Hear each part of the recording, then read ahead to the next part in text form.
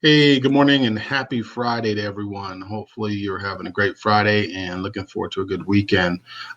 Just wanted to take a couple of minutes for a real quick follow up Friday, episode number 41 short, just a short 3-minute version to review what we talked about today.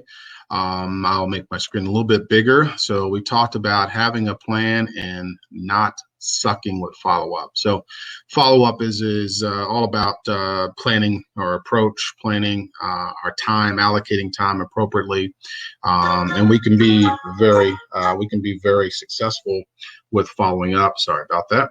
Let me turn my phone on.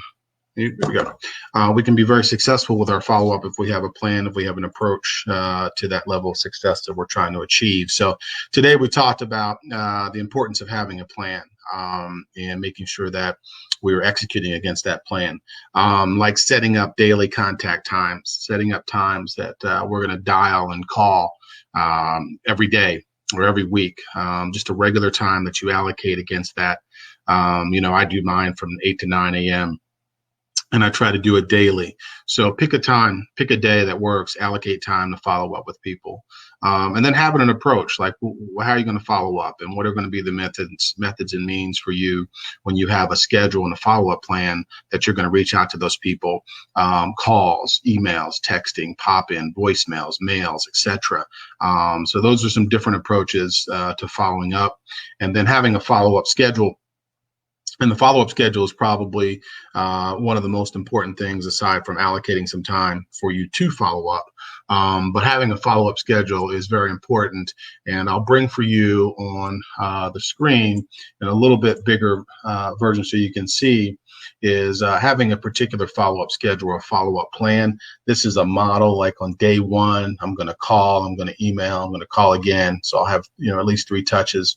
Day 3, I'll call them, maybe text them. Day 4, email. Day 8, email and a call. So this is just a sample follow-up model for a 10-touch, 20-day model, but you can develop anything that you want to. The most important thing is that you have something that is in place. You have a follow-up schedule and a method or an approach that you're going to use to follow up with them. And this one's broken over the course of 20 days. You don't have to necessarily stop. So the importance of that is to understand the dynamic of the progression of a sale.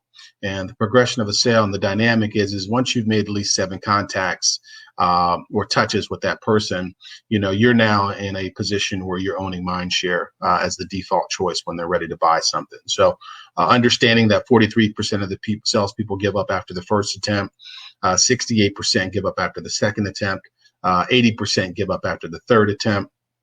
By the time you make the 6th attempt or contact with a person, you're the only one that's continuing to call and continuing to reach out. So understanding those dynamics puts you in a position where you have the opportunity to build mind share and be the choice. So this is what we talked about today, having a plan and not sucking. So have a plan and don't suck. Take care.